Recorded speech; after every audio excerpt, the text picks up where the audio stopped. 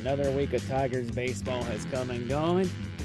And for the Tigers, it was a mixed bag of results for this week.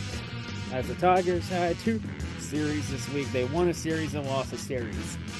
They started the week off winning a 3-game series against Cleveland, taking 2 out of 3 against the Guardians. Man, the Tigers are now starting to own Cleveland. Remember a few years ago when the Cleveland used to own the Tigers, won 20 straight games at one point? Man, those were some interesting times. All those years where the Cleveland used to beat up on the Tigers, and now Detroit's starting to beat up on Cleveland. Some things it feels good to beat on a division rival. It feels good. Especially when it's Cleveland and those assholes. But anyway, though, continuing on, the Tigers week, though, it ended on a pretty rough note when they dropped the 3-game series against Seattle. Which is kind of expected because it's an AL team, and the Tigers have tended to struggle against AL teams, especially those in AL East, but this is an AL West team. But then again, Seattle is pretty solid, and they're a playoff contender 100%. But hey, at least the Tigers won the last game of the series against Seattle just to make sure that just to pretend that everything is fine. And just to get some false hope. So now after this week, and the Tigers offense being completely boom or bust, same with pitching and all that. The question is though, can the Tigers actually compete for a playoff spot now?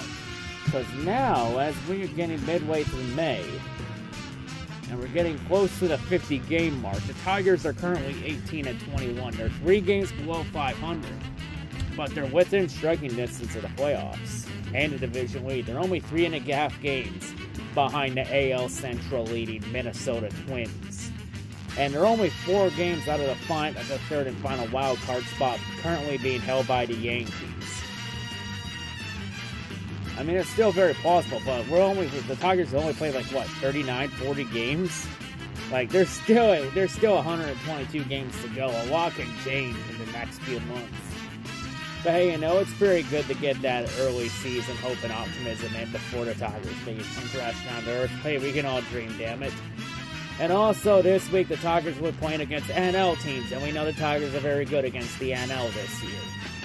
If only the Tigers were in the National League this year, they'd be probably one of the top teams in the league. But sadly, they are not in the NL. They are in the goddamn AL. But if the Tigers play their cards right, though, and get some solid wins against Pittsburgh and Washington, they could end up passing Cleveland for 2nd in the AL Central and be possibly within striking distance against Minnesota. Hell, if the Tigers play their cards right, there's a solid chance they could end up above 500 after this week and with a winning record. Sadly, though, I don't feel like that's going to help the Tigers' attendance woes, since this team is still technically rebuilding and just circling kicking the can. Mainly because a lot of Detroit sports fans are definitely checked out.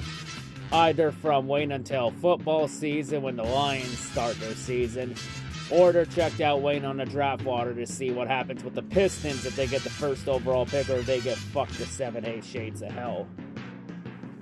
Other than that, though, they're also probably waiting to see what happens with the Pistons head coaching search, if they go for Monty Williams or somebody else, or even what happens with the wings of the draft this year, if Steve Eisman's going to trade up or not.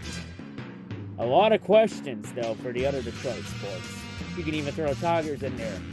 Now the question is, if the Tigers end up in contention for the playoffs by the deadline in the summertime, are they going to go all in?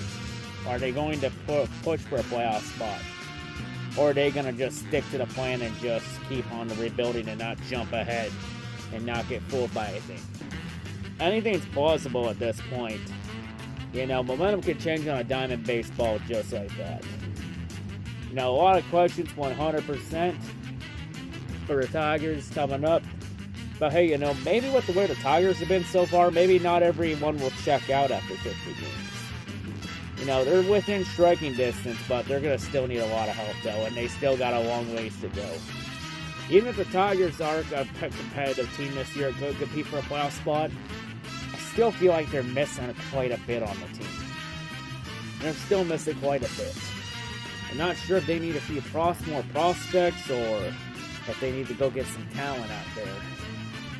You know, it's tough to say what happens, though. You know, it's only and another question is is Chris Ilitch gonna fucking keep his hands off the team for once?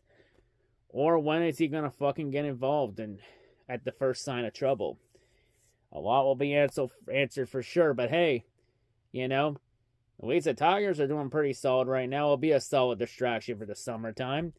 Maybe going to a Tigers game could be a nice night out, all things considered. But anyway, let's find out how the Tigers do against some NL competition. Can they get series wins against Pittsburgh and Washington? We'll find out. I'm out.